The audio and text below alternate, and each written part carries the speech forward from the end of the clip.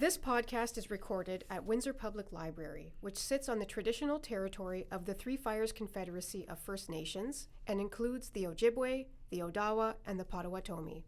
We respect and honor First Nations' long-standing relationship to the land along the Detroit River in what is now called Windsor, Essex County.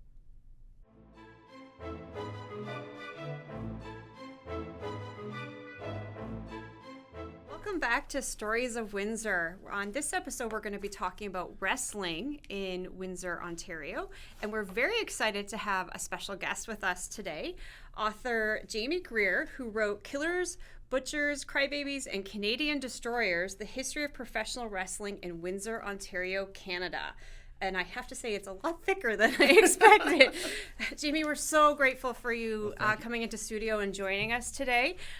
Very excited to talk about the history of wrestling. We're doing a two-part episode, and the point of these episodes were for lesser-known sports in Windsor. So not things that weren't happening, but things that I think Windsor's very well known for, like the Spitfires and baseball. And there's all those sports out there that have been on international stages, national stages, provincial stages, and famous people have been part of the Windsor community that have been serving on those stages. And very few people seem to know about them. So we're very excited that you're here today to talk about your research in wrestling. So welcome. And what was the motivation for the book? I've been a lifelong wrestling fan since I was a little kid. I never really considered writing about wrestling that serious. I mean, I shouldn't say that. I mean, I've been trying to write a book about wrestling since I was probably 17 or 18, but just didn't know exactly how to do it or what the narrative was going to be. I probably started about 6 different books that were mostly factual or statistical, because I was too methodical on it. So somebody would always beat me to putting one out. So, but I had been a music journalist here in Windsor for about 15 years or so, covering the local music scene. And it got to a point where I was in so many musical projects myself that it kind of became a conflict of interest. So I kind of stepped away, but I still missed that writing bug. And so I thought, well, you know what? I got approached by a friend of mine who worked for a Canadian sports website called At Last Word on Sports. And he got me in to write in the wrestling department and kind of got my feet wet doing that. And I thought, well, this is fun. So I was doing that about 4 or 5 years. And then during the pandemic, I was working on ideas for an article. And I thought, hey, I should write one about Windsor, because I knew we had 2 Windsorites in the WWE Hall of Fame, Killer Kowalski and Abdul the Butcher. And I knew we had Scott D'Amore, who was with TNA Wrestling at the time, which is one of the big TV promotions. And then we have George Cannon's Crybaby in the title.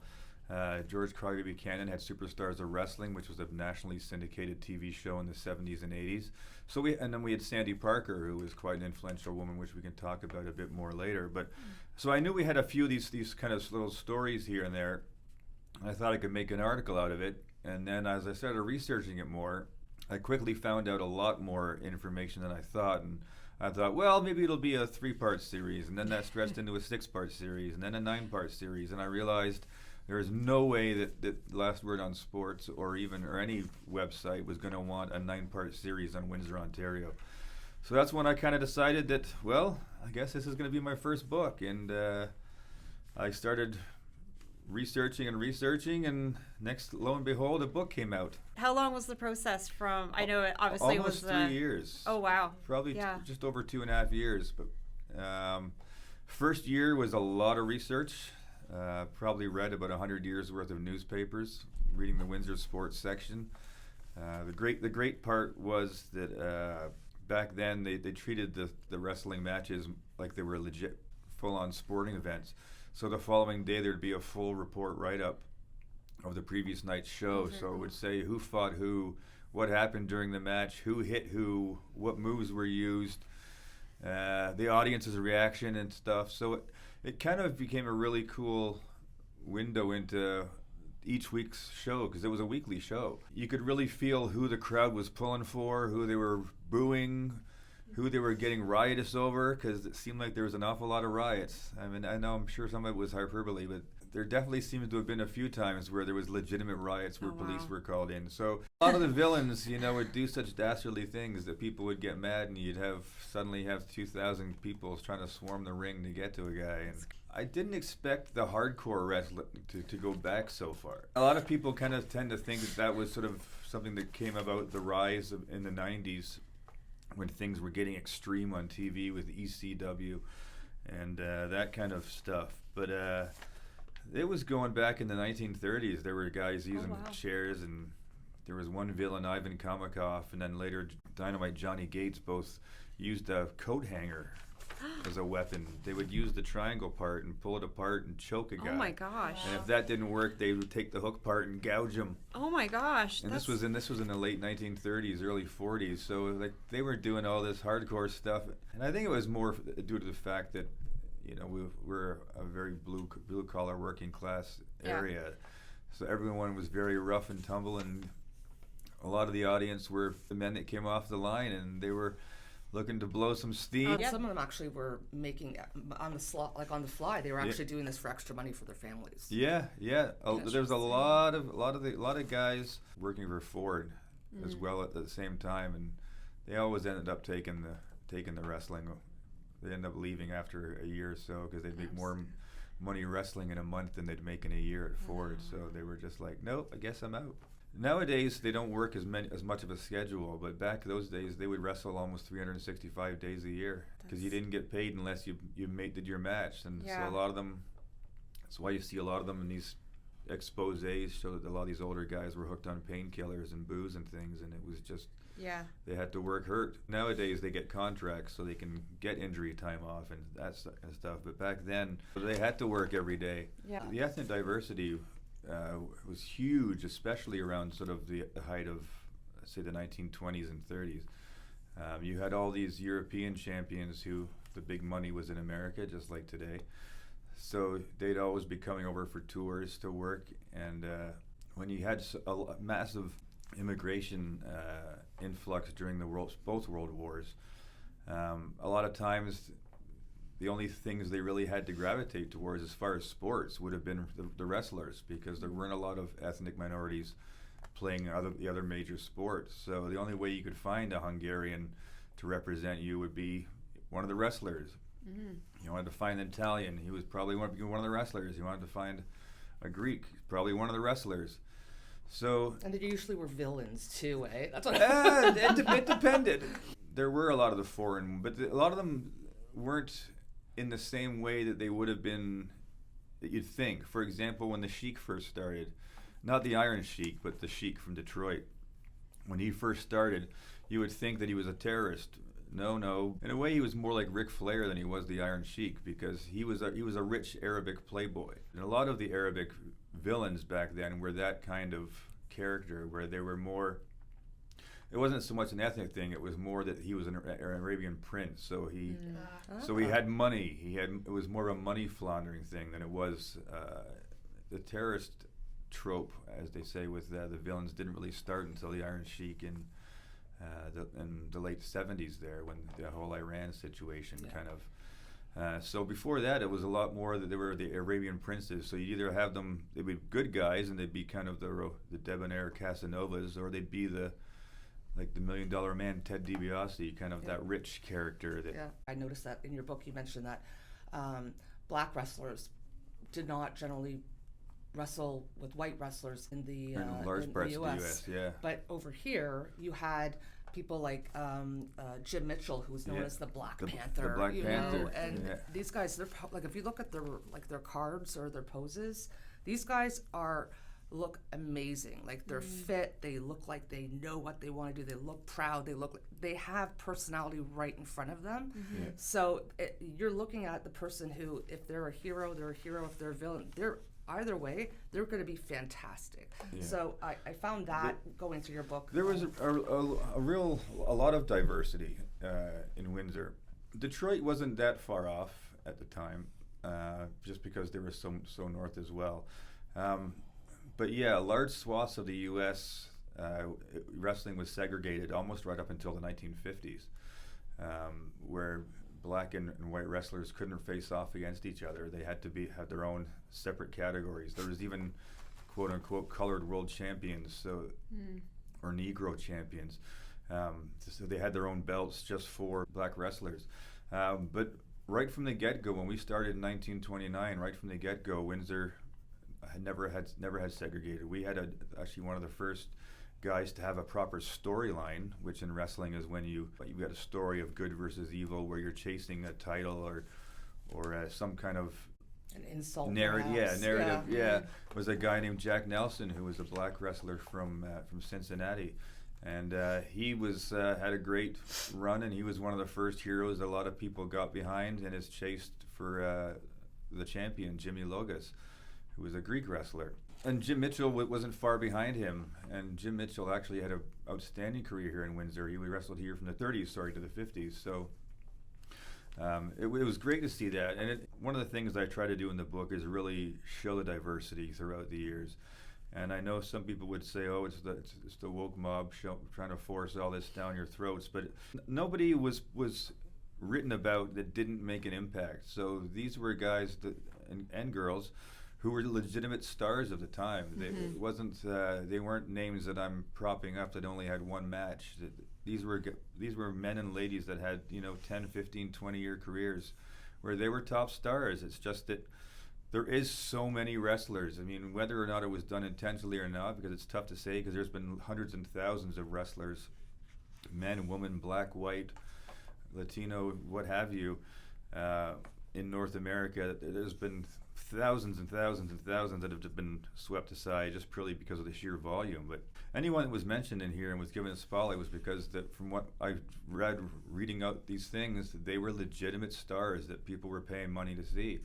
And I thought they deserved to be talked about. And Jack Nelson, Jim Mitchell was another one as well, and a lot of great names. Brazil? And Bobo Brazil, yeah. You hear about him still to this day. Absolutely. He was one of the biggest. He was probably one of the black stars on TV that really helped to create a national change in the 1950s.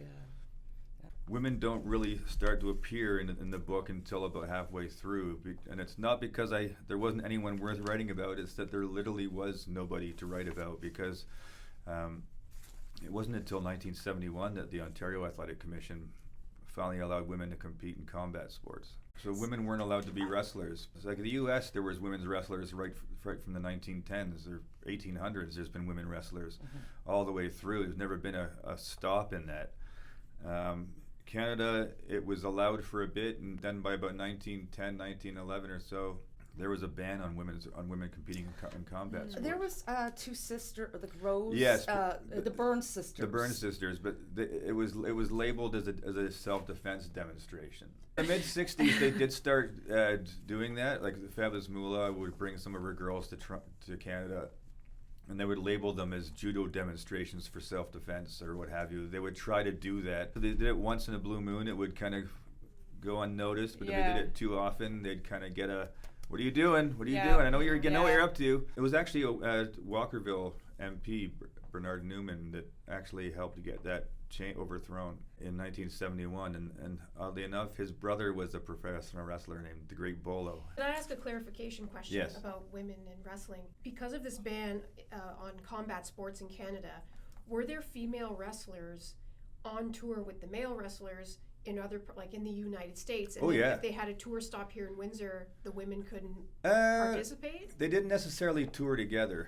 I mean, the women were essentially run by one person, and they were kind of caravans would be sent to different cities and so forth. There was professional wrestlers for sure. In Britain, there's a term kayfabe, which is to keep the magic, keep the illusion going, essentially. And they obviously didn't want it to get out that it was all a predetermined display or performance.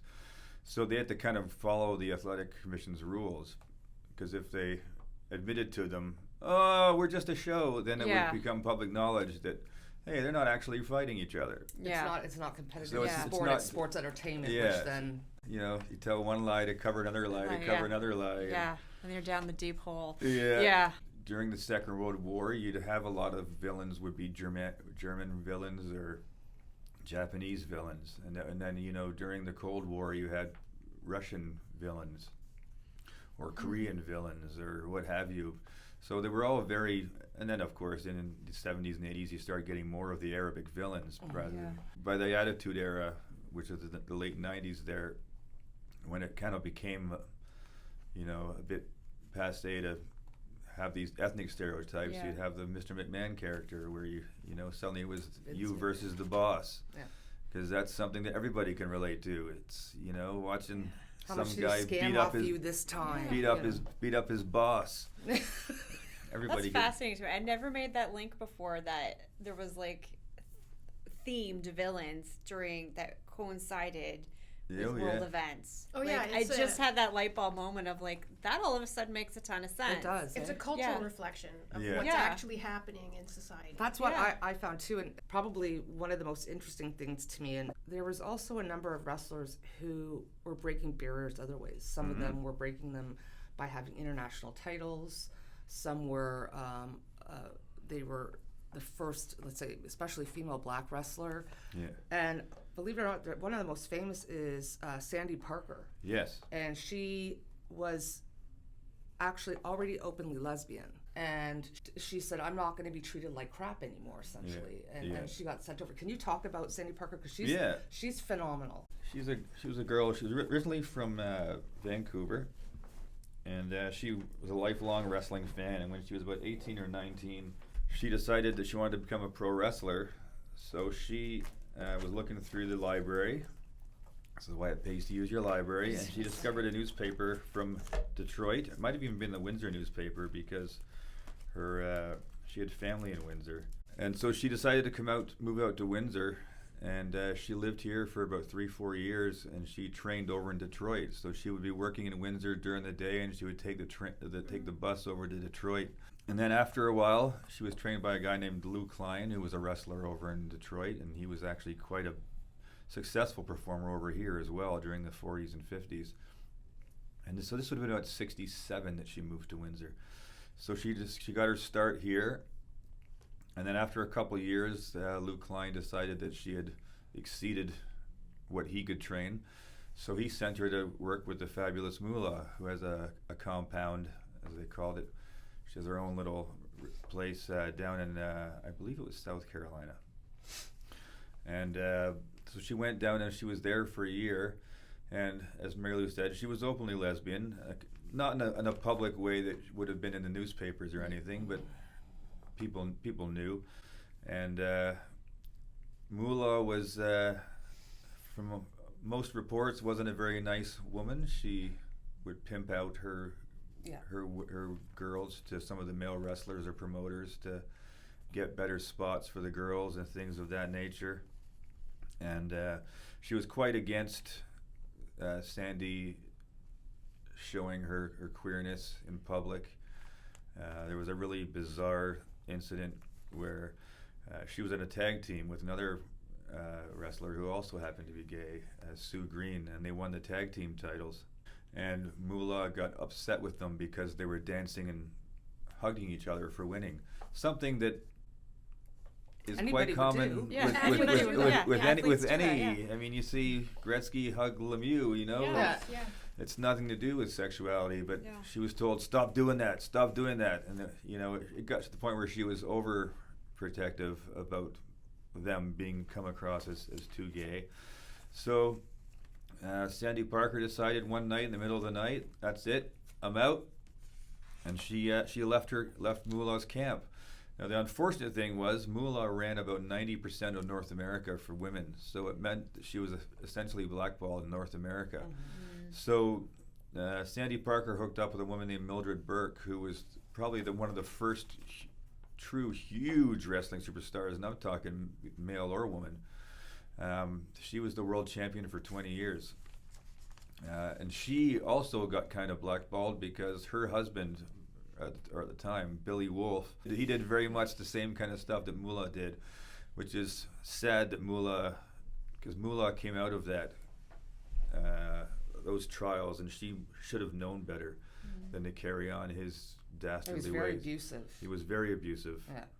And but Mildred Burke had helped launch women's wrestling in Japan. So Mildred hooked Sandy up in Japan, and she went over and wrestled for All Japan Women's Wrestling. And it was there that she won the Women's World Wrestling World Championship. And in the process, it made her the first black women's wrestler to win a world championship anywhere in pro wrestling. And she was also the first LGBTQ wrestler of any gender to win a world championship. And that was in 1973. You were mentioning riots. Was there not a riot that had like the Windsor Arena? The big one was at Weigel Park. Weigel Park. And it was actually the little people. It was there was about 1,000 or so people at Weigel Park. This would have been before they'd done a lot of these renovations that are there now. But they used to have wrestling there, and they would pack 1,000 or so people at Weigel Park, and there was a little people match, and the villains won. And let's just say that the crowd was not having it. Oh, man. And they tore the place up, and it actually, they didn't have wrestling there for about 2 years after that, because they couldn't have the police presence at the way that they monitor it at the arena. So Yeah. it was just a wild free-for-all. People were climbing over the fences to get in. They had more people than they were expecting because people were climbing in for free. And At Windsor Arena, the Gorgeous George drew 2,000 people. oh yeah, We don't think of the Windsor Arena bringing in, like, except for maybe music shows or something Yeah. outside of hockey. Yeah. But this was well, a for major... 20, 30 years, wrestling was probably second only to hockey as far as being a sports draw in Windsor. Like it was drawing. I mean, I would say on average it was about 1,500, but there was definitely gates of upwards of 3,000, 4,000, 5,000. The largest gate at Windsor Arena was 12,000 for a wrestling show. That's packing that Wow, place. that's like breaking fire code for sure. Oh, 100%. absolutely. That's Sure. that's we know when they're saying we're selling standing room only at this point, and it's Yeah. like they just keep cramming them in. No, I mean it sounds a bit ridiculous because I think when the Windsor Arena finally shut down, it only had a capacity for about 6,000. But at this point, this was in 1931. It was either 30 or 31. But it was the year after they had just hosted the Detroit Red Wings first season.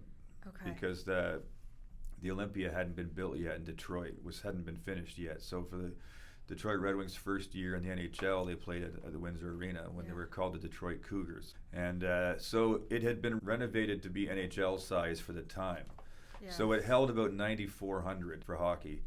But then they obviously put more seats onto the ice to go around the arena and so forth. The highest after that was 5,000. So and that was for a Greek wrestler named Jim Londos, who was the world champion at the time. A lot of historians today say pound for pound he was the biggest draw to ever be in wrestling. That if you were to look at the size of city sizes compared to the audiences he was drawing, that pound for pound he was the biggest draw of all time in pro wrestling. As a bad And he got segue. 12,000 in Windsor. Oh yeah, 12,000. A bad segue. Looking at pound for pound. Sorry, I also find that now you don't really have the different weight classifications that you did back then. Yeah. So that opens up. This leans more to the entertainment aspect now, but the fact that they actually developed it like a sport.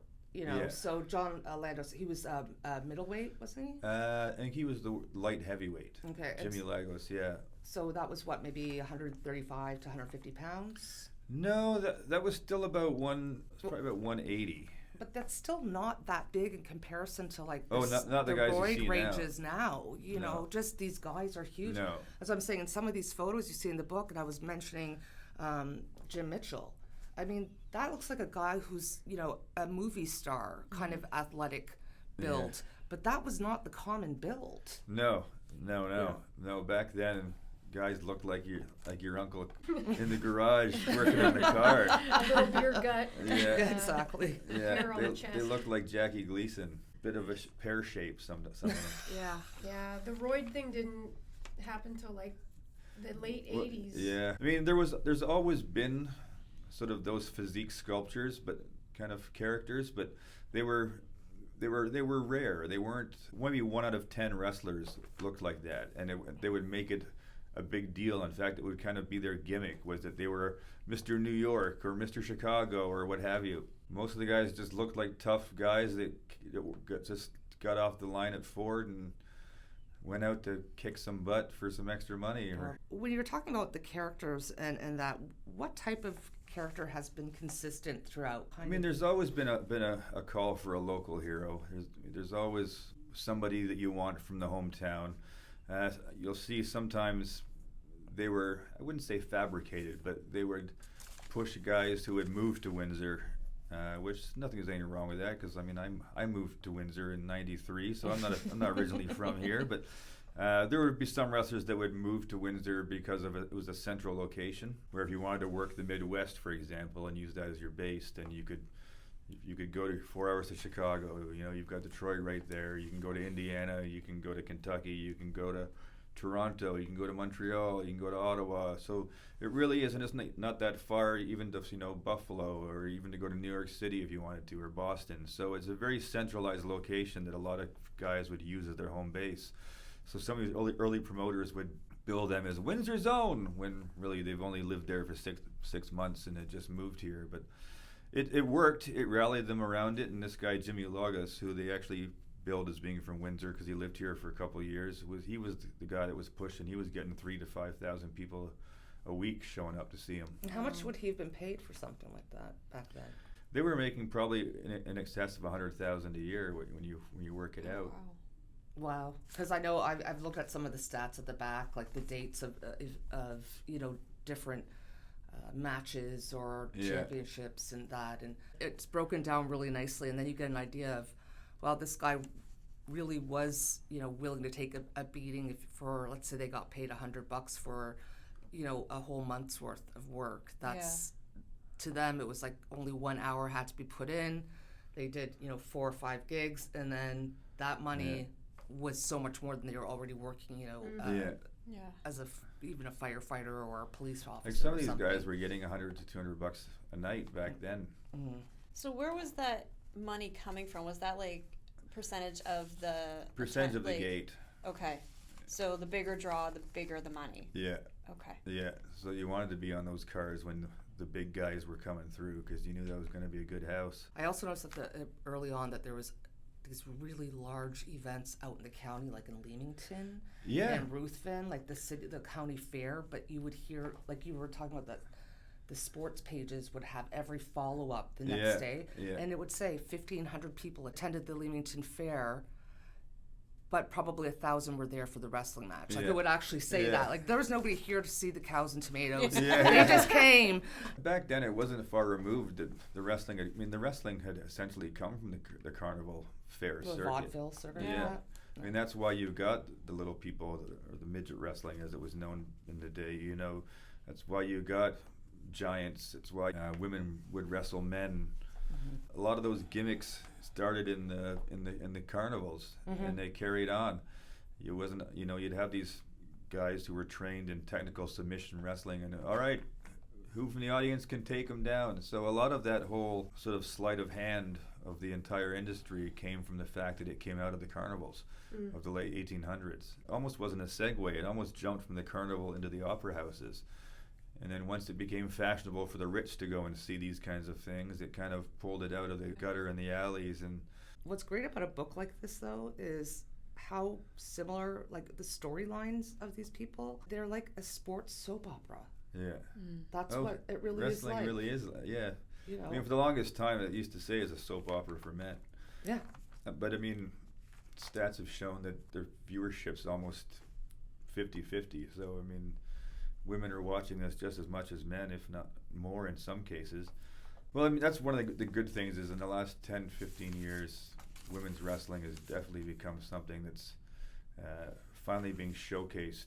I mean, it's now main eventing WrestleMania, so it's finally getting its due, where it's not just used to be the cruel joke in the 80s or 90s that it was the bathroom break. Yeah. The women are main eventing WrestleMania now, so it's definitely come a long way from even the days from Sandy Parker when she had to go to Japan to find her calling. You brought up a term, and it's kayfabe? Kayfabe, yeah. Kayfabe, okay. Apparently, the origins of that come from the carnival days, and it's what they would say to each other to kind of give a clue that make sure you stay in character. It's kind of what they would say, the carnival workers, like, stay kayfabe. One story is that it's actually Pig Latin for be fake. Oh. Kayfabe, be fake. Ah. And it's that, they'd say kayfabe, and it meant to the carnival workers, make sure you Stay in character, perpetuate the illusion Yeah. because there's customers around. It's become a term very synonymous with wrestling. And I wanted to ask about a specific wrestler, because you mentioned earlier sometimes the promoters would sort of lie or fib a little about your hometown hero, whatever, Yeah. and then name a wrestler, but they really weren't from here. yeah. But the Great Bolo was from Windsor, He so I was was. hoping you could tell us more about the Great Bolo. So his real name was Alex Newman, and his brother, he had the one brother, Bernard Newman, who was the MPP for Walkerville area later on. But he left rather early. He got pretty good at it pretty quickly, and he left this area and went down into the U.S. And he had a quite lengthy career first as Al Lovelock was his name. Which, what's funny is I've never really said that out loud, and it sounds way funnier coming out saying it out loud. Yeah. When you read it, it just seems like Lovelock. Yeah. But he had great success down south as this Al Lovelock, and then he went to the West Coast right at the end of the 40s there and became this masked character, the Great Bolo. And one of the first real great masked characters for television, that is. And he became a huge villain, the Great Bolo from Los Angeles. And he did that for another 10 years, and then he kind of faded off into the sunset. He still wrestled a bit into the early 60s, but he was a huge inspiration on a lot of wrestlers. Was he part of the Big Time Wrestling crew, like on CBC? Was that his? No. Okay. It would have been before that. He was retiring sort of just as the Big Time Wrestling was starting. Can you talk about Big Time Wrestling and what made it so appealing to have it here at the CKLW or CBC studios where it took place? It's a good question of why they picked over here. Might have just been something that was secured because there had been the access to Blake Robertson, who was our promoter at the time. He had just switched alliances. Big Time Wrestling started off as an outlaw promotion, which means there's a governing body at the time called the National Wrestling Alliance, the NWA. It started in 1948, and in 1959, the NWA's Detroit affiliate was a guy named Harry Light, who also co-ran the shows over here in Windsor with our promoter, Blake Robertson. Well, but 1958, Harry Light's business was going down, and our Blake Robertson sort of shifted alliances and sided with these two guys coming from Indiana and Chicago, Johnny Doyle and Jim Barnett, and they started a new promotion in Detroit, which became Big Time Wrestling. It didn't really have a name at the beginning, but through him, they started filming at the CKLW TV studios, which is now the CBC studios here in Riverside. So they started doing studio wrestling from there, and so Detroit's TV was actually filmed right over here in Windsor. And then in 1964, Barnett and Doyle sold their promotion to the Sheik, and he's the one that turned it into Big Time Wrestling, but he maintained filming it over here. So, was there a heyday for wrestling in Windsor? And if there was, when was it? And why did it end? Well, I would say the heyday was probably at its busiest, thrivingest, would probably have been in the 1940s. And now at that point, we actually had a turf war. We had two rival promotions that were both running weekly. One was at Windsor Arena, the other one was at Windsor Market Building, where the casino is now. One was every Monday, one was every Thursday, and they were both bringing in 1,500 to 2,000 people a week.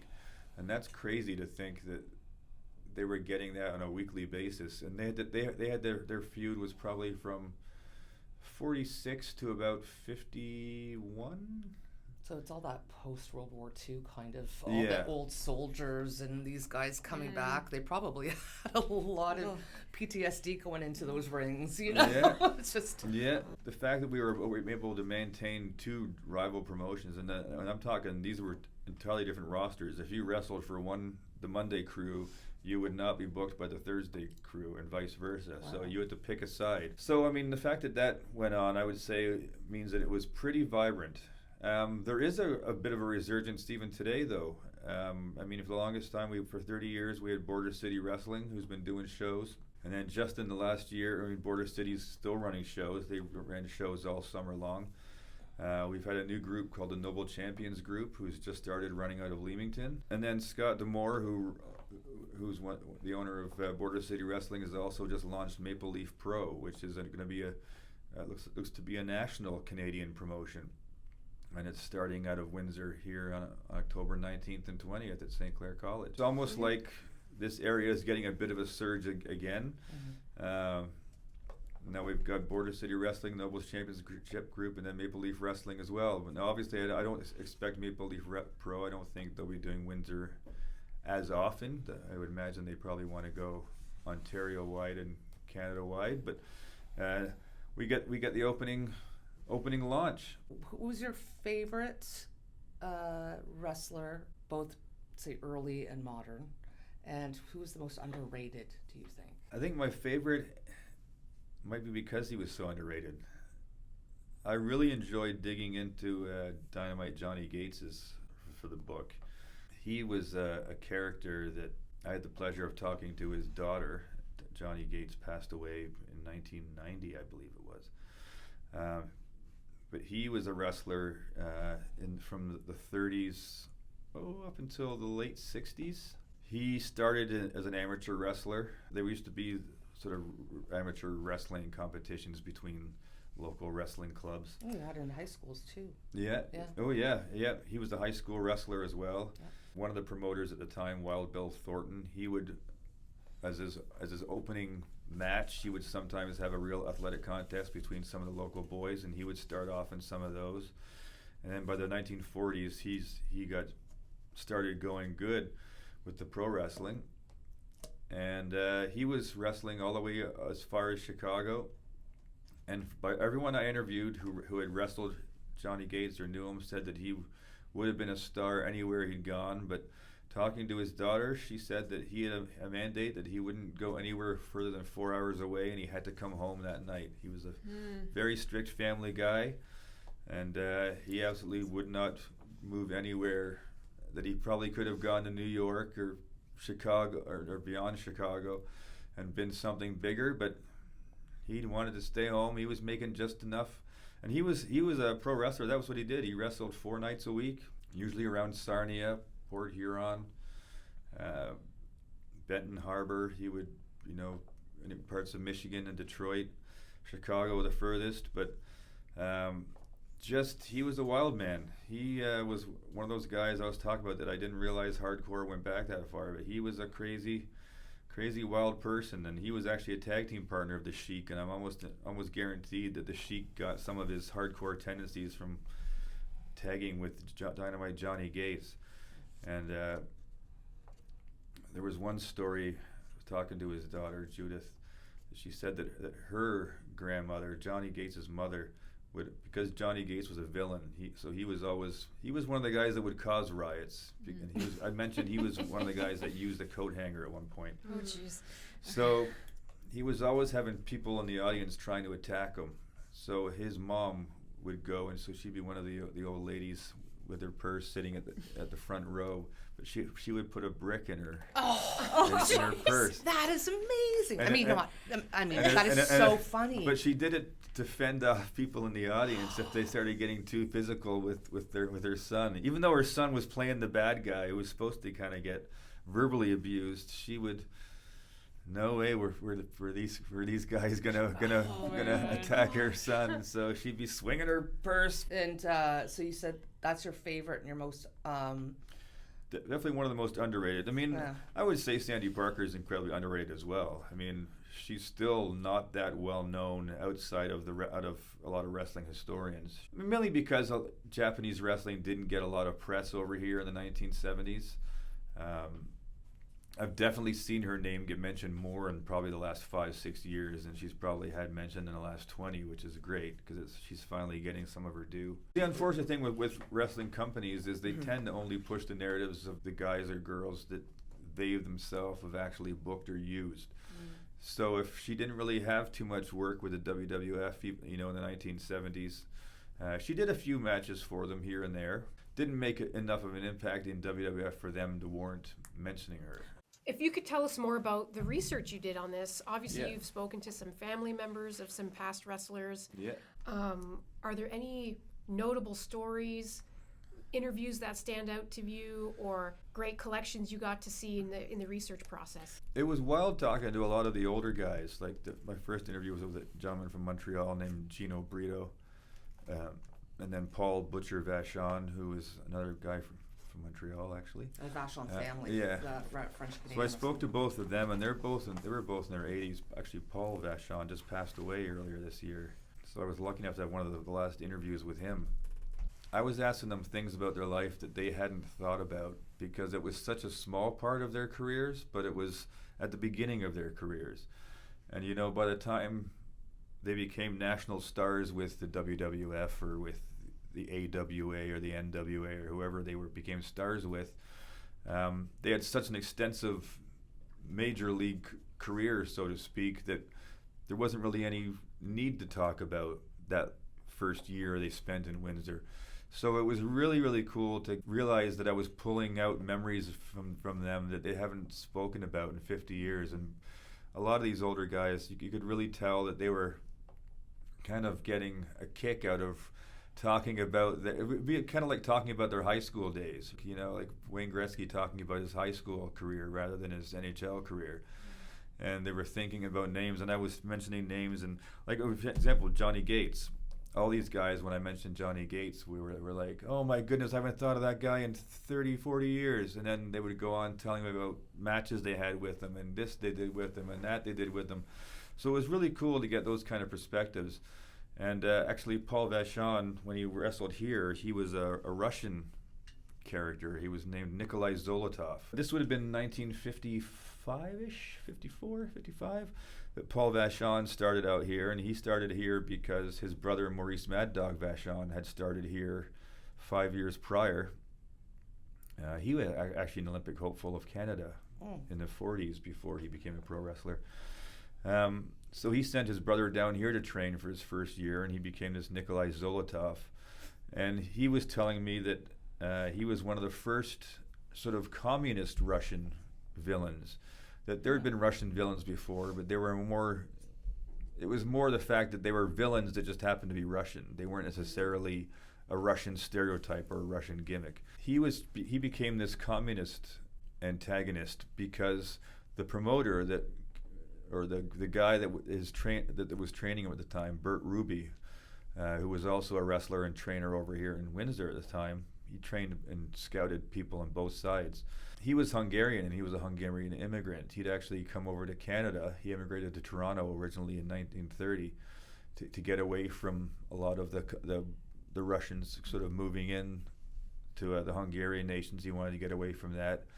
And of course, the world didn't really pay too much attention to all that stuff until after the Second World War. And then there was another Hungarian uprising, a revolution, and Bert Ruby really wanted to kind of show that the communist threat was not a good one. So he turned Paul Vachon into this Russian communist era, Cold War era villain to kind of draw attention to the fact of, look what they're doing in Europe.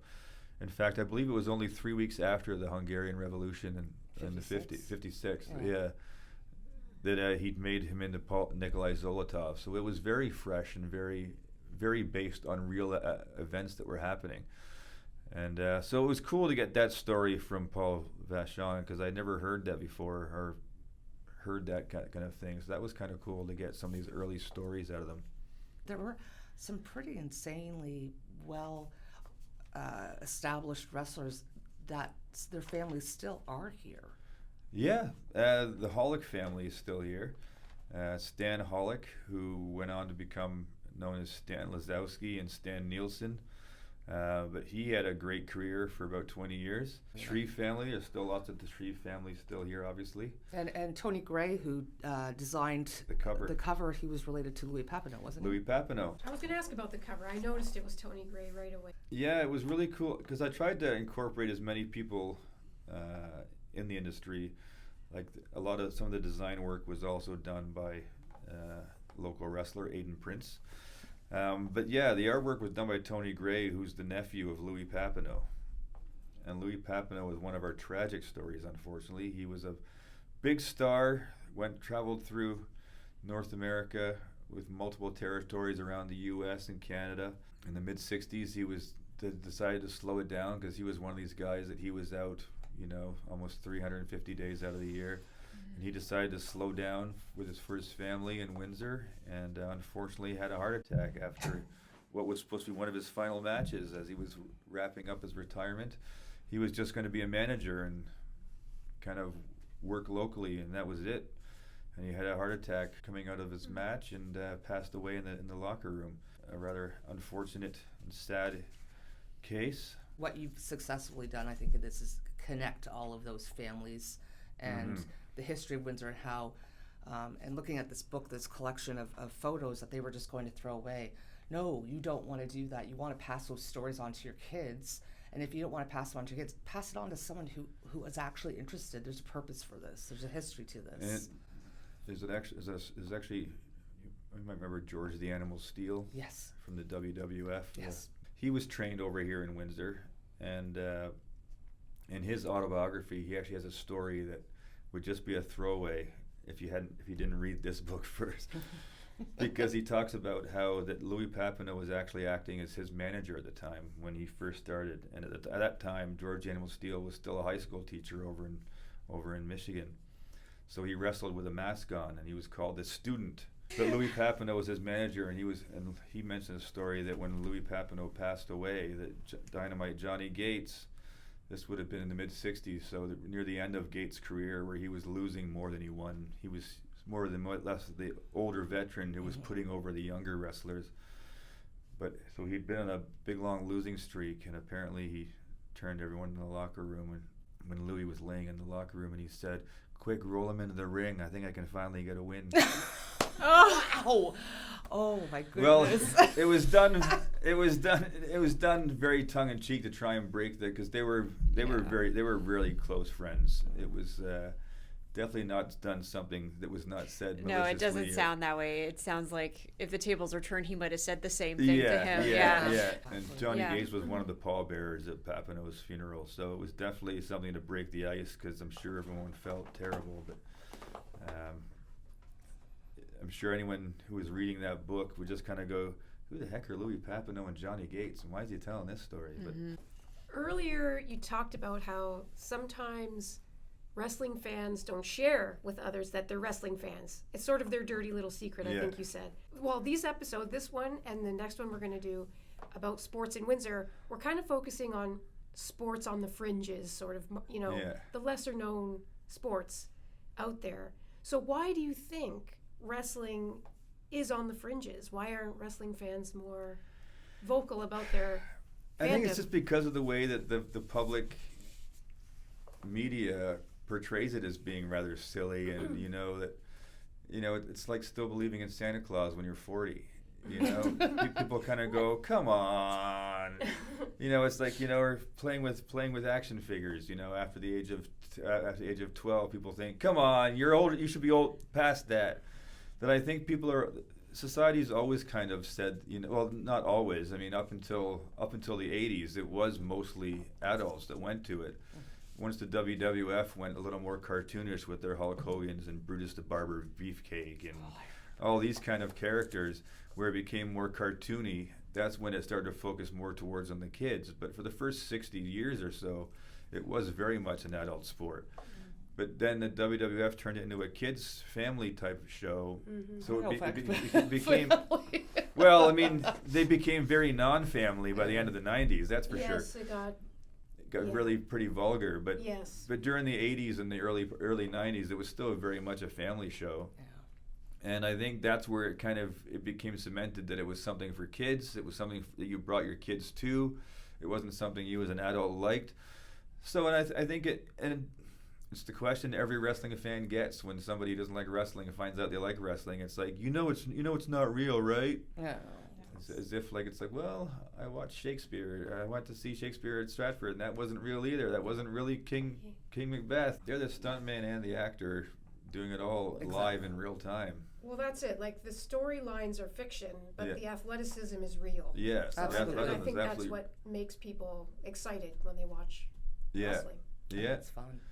And it's just it is one of those things. You go see it, and it's definitely a different experience live. There's a definite energy in the arena or the place that you see it, as opposed to just watching it on TV. You can't always get the full energy vibe. People are definitely there for a release. They've got frustrations from something that they want to scream, they want to cheer, they want to go bonkers, and it's a good way to get it out. And yeah, he's that person who's fighting that person. Well, that person they're fighting could be my boss from work who was a jerk to me a couple of days ago, or it could be my partner who frustrated me for not doing the dishes this morning, or what have you. And next thing you know, you're just screaming like a kid. And so, how about, is there anybody today? Yeah. Is there a particular group of, say, male or female, doesn't matter, that are coming up right now? Maybe some names we should look out for. Well, Aiden Prince is one that's been doing. He's been almost 10 years, probably going to be about 10 years now on the scene. So I guess he's becoming more of a veteran, but he just won a championship up in Toronto for Project X Wrestling. That's one of the things, though, about Maple Leaf Pro, which I think is going to really help, is that Canadian wrestlers have a harder time getting exposure than a lot of countries, just because of our geography. It makes it really hard for a Canadian wrestler to travel across the entire country. Yeah. In the U.S., you can literally go, and almost every town is going to have wrestling. But in Canada, you're only going to get it in some of the major markets or the bigger cities. And that's an awful long way to go once you get out of Ontario.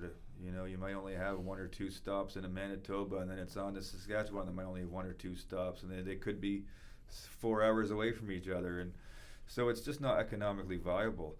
So it's a lot tougher for Canadians to get the exposure, and I think that's one of the things that I think Maple Leaf Pro is looking to help give more focus to the Canadian wrestlers. So hopefully we start to see some more of the Windsor wrestlers once again get some push and some showcase again. We definitely had a lot of great wrestlers come through in the 2000s and the 90s. I mean, Petey Williams was one of our biggest exports. He's actually the Canadian Destroyer, as it's mentioned. He created the finishing move called the Canadian Destroyer. Oh. It's one of the most popular moves that you see all the time now on TV, whether it's WWE or AEW or TNA. Watching wrestling on TV, there was I forget who it was that said it offhand, but they made the equation that pro wrestling, the only show that's remotely close to it is the Muppet Show. In that, if you look at it, the show you're watching on TV, say it's whether it's the Muppet Show or WWE Raw, like the variety show isn't the actual show. You're actually watching how Kermit the Frog puts on a variety show. You see clips from the variety show of it, but you don't see the whole actual Muppet Show. You only see clips from various segments, and then you see the behind the stage of him trying to put the whole show together and da-da-da. Yeah. So the show is really a show about Muppets trying to put a show on. Well, that's really what watching WWE Raw or SmackDown or any of these shows is you're watching a fictionalized version of a promoter trying to run a wrestling show. So the wrestling matches is equal parts the backstage stuff, because you're really seeing a fictionalized version of WWE putting on a show as opposed to the actual WWE putting on a show. There's a difference between the actual business of WWE and the TV show version of WWE. That every character on there, whether it's the announcer, you're getting Michael Cole on the announce. He's the character Michael Cole, isn't the same as the person Michael Cole. So you're really seeing a production of a production rather than just the production itself. So with pro wrestling on TV, it's fairly easy to progress a narrative. Weekly show comes on. There's a narrative just like a soap opera. Yeah. In the old days, before it was on TV, before televised pro wrestling, how did they continue this narrative? Like, how did people know what the villain was doing, what the good guy was doing? Well, they were very loud with what their intentions were, I suppose. But a lot of it was presented more as an athletic contest. So it was just, you'd have good guy A versus bad guy, and the bad guy would win the first match by cheating, or the good guy might win the first match because the bad guy got disqualified. So then the next week they would do a rematch of that, because the promoter says there's got to be a conclusive winner, and he got disqualified, but this time it's going to be a no disqualification match. So they have that match again. This time they both get counted out. Oh, well, we've got to do it one more time. This time we'll put them in a cage so they can't leave the arena. So, I mean, there were definitely ways that the stories weren't as intricate as they can be now with television. But back then, TV, up until WWF really took off in the 1980s under Vince McMahon Jr., TV was never the end game. TV was almost more of a paid commercial for the big show that was coming up in Toronto or New York City or Pittsburgh or Philadelphia, whatever. They were more paid commercials. The big money and the big thing was to go to the actual live event. But nowadays it's the opposite, with TV deals and pay-per-view revenues and that kind of thing. No longer the live shows are more advertisements now for the TV shows. This has been absolutely fascinating. Thank you so much, Jamie, for joining us today. It's been you. our absolute honor for having you here today. Thanks for having It's me. always great to talk to people that have professionally written about local history. Other than getting it at the Windsor Public Library, where can folks pick up your book? It's available on Amazon. It's also available locally. You can get it at Rogues Gallery Comics downtown. It's also available at the Chimchuk Museum in the gift shop there. It's also available at Juniper Books, and it's available at the River Bookshop in Amherstburg. Congratulations, Jamie. Thank you. It's I know it was a labor of love, and we're again so grateful for you joining us today. So thank you so much. Thank you very much for having me.